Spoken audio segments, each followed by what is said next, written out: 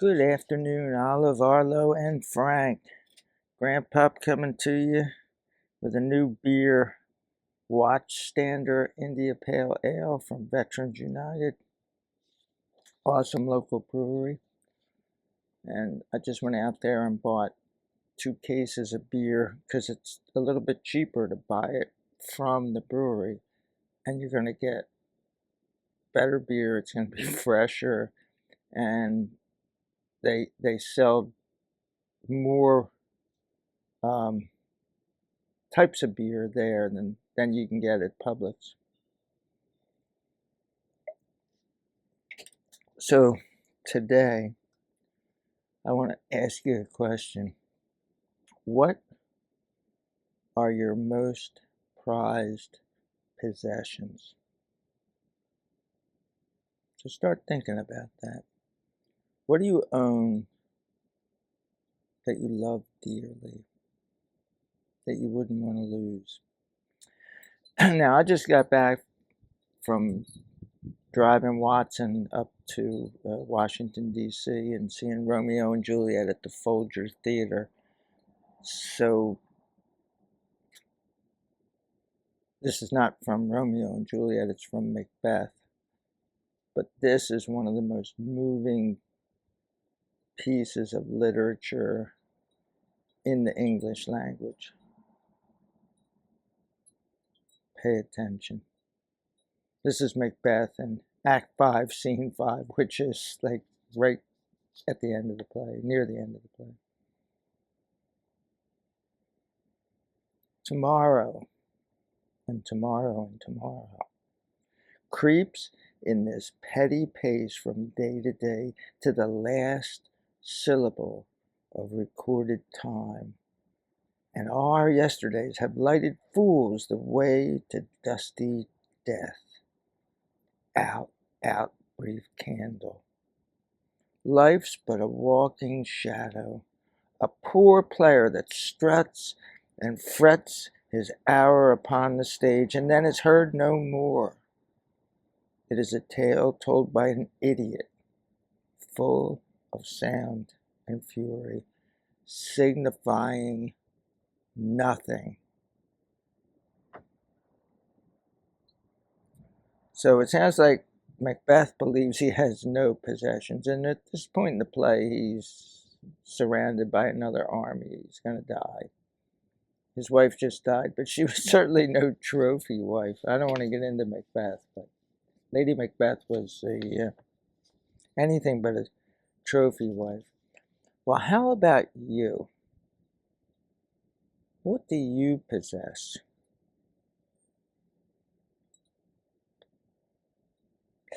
Do this. Stop the video right now and write down the 4 most important things you own, your prized possessions. I'll be here when you get back.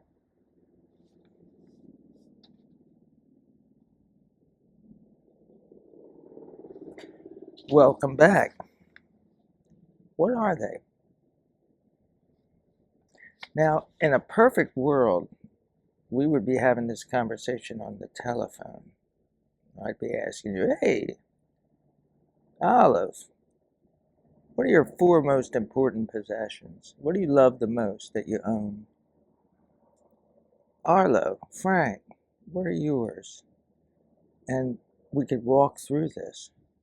But I'm assuming that you're going to be watching this when I'm gone. So we have to do it this way. This is the next best thing. So instead of a discussion about me going, well, is that really important, Arlo? and that kind of thing, I'm just going to tell you what I believe. And I could be wrong. I'm not. But I could be. That people own. And so they're the most important things that you own. And they are, I hope that helicopter doesn't just sit there. They are in this order. your soul, your time, your liberty, and then last but not least, well, actually, it is least because they are in order, your relationships. Now, these things have something in common. Once you lose them, you're either never going to get them back or they're very hard to get back. Screw up a relationship, it'll be one of these things where the other person will go, yeah, I forgive you, but they'll never forget what you did. Trust me, I've been there a few times.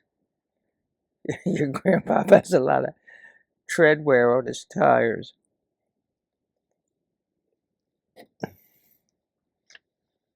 So let's take a look at them one by one. And we're going to go backwards. We're going to go from the least important, although these four are very, very important. This one just happens to be the least important. And it'll become evident as we go through them why. Your relationships. Why are your relationships so important in your life as possessions, things you own? Well, it's hard to get along with yourself if you can't get along with others. And vice versa. It's hard to get along with others if you can't get along with yourself. So you have to have a relationship with yourself and a relationship with others. And how do you acquire these relationships? Be a friend and you'll have a friend. Don't worry so much about what the other person is or isn't doing. You do what you're supposed to do. I'm going to be doing one of these on marriage relationships, and the biggest thing in a marriage is, like, if you're the husband, you have to be the best husband you can be. You're not supposed to worry about what your wife does. You can't go like, oh, but she, I'll do what I'm supposed to do when she does what she's supposed to do. Like, no, just do what you're supposed to do. So in a relationship, you be a friend and you'll have a friend. And how do you keep relationships? Well, not just be a friend, but be the friend that you want to have. Judge yourself based on whether what you're doing right now would make you happy if you were in a relationship with you. And I'm not talking about that relationship of you to yourself. I'm talking about musing about this. This is what I've been doing in this relationship. If somebody did this to me, oh, good, here comes all the air conditioners coming on. We'll persevere though. So be the friend you want to have. Number two, your liberty. Why is liberty an important possession? And we have it here in the United States. The reason that people are like pouring across the border here anytime they're given an opportunity is because we have some freedom here. Not as much as we should have, but we do have a lot of freedom. And there's a lot of people around the world that have none. In other words, you were born in a magical place. So you want to take advantage of it. You're already here. If you were living in some place like Ghana, I'd be gone. Get to the United States. That's number one. Like, get some liberty. And I have nothing against Ghana. I just picked it randomly. Not only do you have a lot of freedoms compared to other people around the world, but you have a lot more freedom than people have had throughout history in most parts of the world. Now, how do you acquire this? You really don't have to acquire it. It's been acquired by the giants on whose shoulders you're standing. This is a veterans-owned brewery, and everything that they do is supporting veterans. I'm very, very anti-war, but I'm very, very pro fighting for liberty. And that's a topic for another day. It's too much to get into right now, but it's been acquired for you. You don't have to acquire it. How do you keep it? Well, freedom is always under attack, and freedom is always close to extinction. So always, right now in 13 days, there's going to be a presidential election. We're in October of 2024. We're going to vote for the President of the United States. We don't know who's going to win yet, but half the people think that one person is a tyrannical dictator, and the other half think that the other person is going to be a tyrannical dictator. So you have to be able to figure all that stuff out. Study deeply and broadly. Spend a lot of time studying times in history and places in the world where people had freedom. That's what our founding fathers did. They spent a lot of time dissecting the, we're a democratic republic. So we have a democracy, but we're a republic. We have the Electoral College. Well, the democracy, we inherited that from the Greeks. And the republic, we inherited from the Romans. And in both of those, well, eventually they were empires. People had a lot more freedom than most of the people that were alive at that time. And they had a lot more freedom than a lot of people who've lived over history. So our founding fathers studied that, and you need to study that. Become involved in the grassroots of society. I recently volunteered to be and this is through the VA, to be a poll watcher, and I didn't get picked, which is fine, but I volunteered to do that, to become part of the process, the local process. Maybe you're going to be the next president of the United States when you grow up, but get started, because all these people get started at the local level. And that's the grassroots of society, not just politics. Like, be involved in your local school board. Be involved in the PTA, Parent-Teacher Association, at the school that your kids go to. Do all those things. Become involved. But always be thinking, and always be studying, and always be asking questions. Like, could this be better? Could more people have freedom? If we change what we're doing, would it give more people freedom? Because liberty means being able to choose what you want to do for the most part. If it doesn't harm somebody else, you should be able to do it. And then lastly, you need to be willing to fight and even die to pass your freedom on to the next generation. I've always been a peacenik,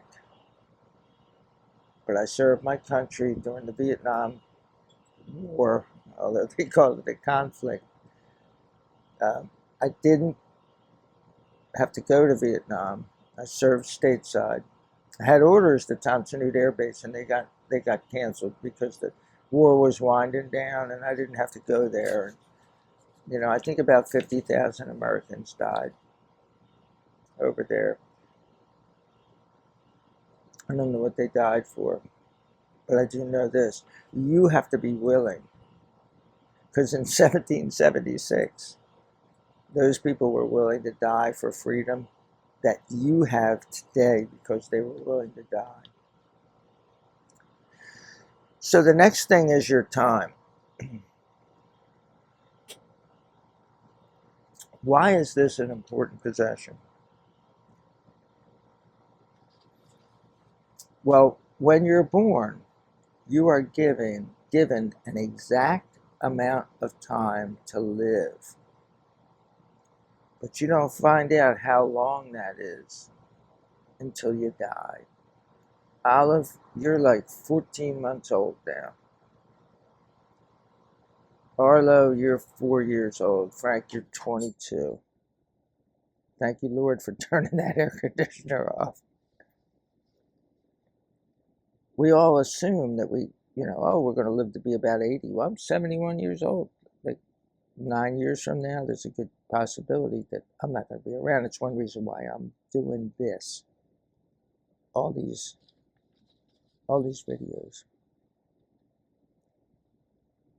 How do you acquire this time? Well, you don't acquire it. It's given to you.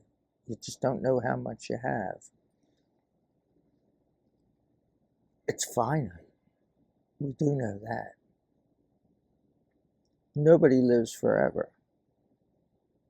Well, we're all going to live forever, but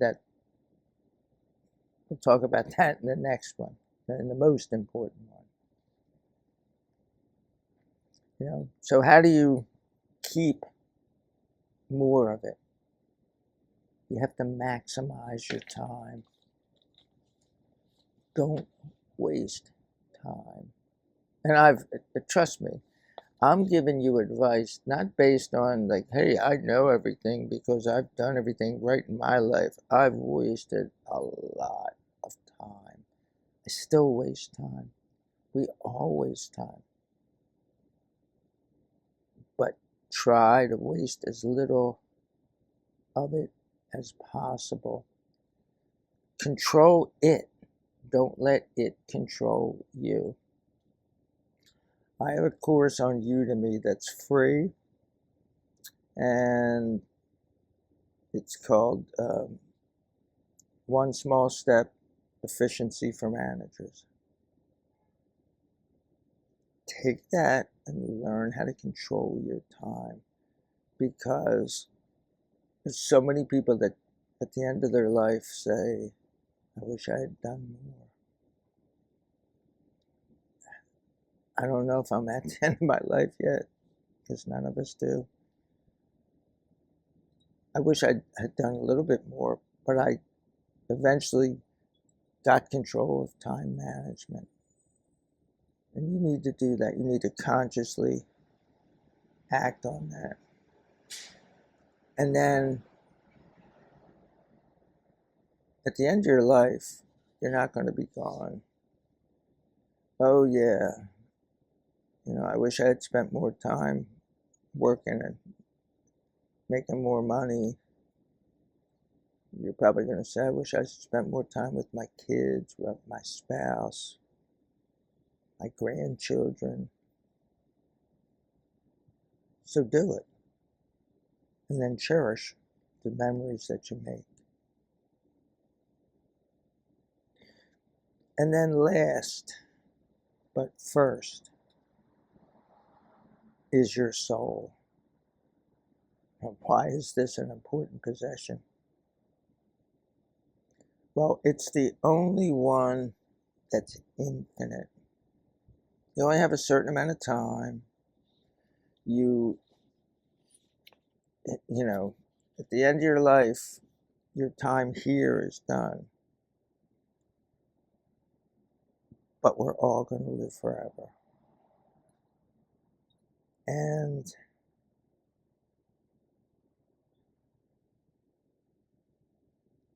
infinity is a long time. So how do you acquire your soul? Well, you don't acquire it. You're born with it. But you're a sinner.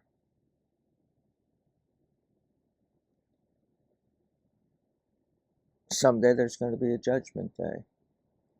And the soul that you were born with, even though, like Olive, you're the cutest little thing right now, Arlo, you're, I don't know if I want to say cute, you're a curmudgeon. I think that's the right word. But the soul that you were born with isn't going to do you much good on Judgment Day.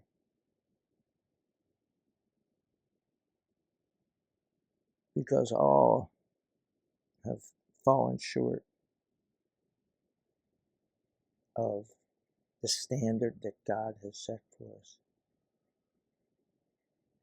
So you need to be born again.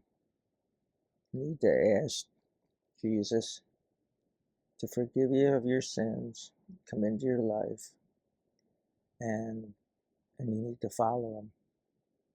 You need to turn from your sins, make a 180, and follow him.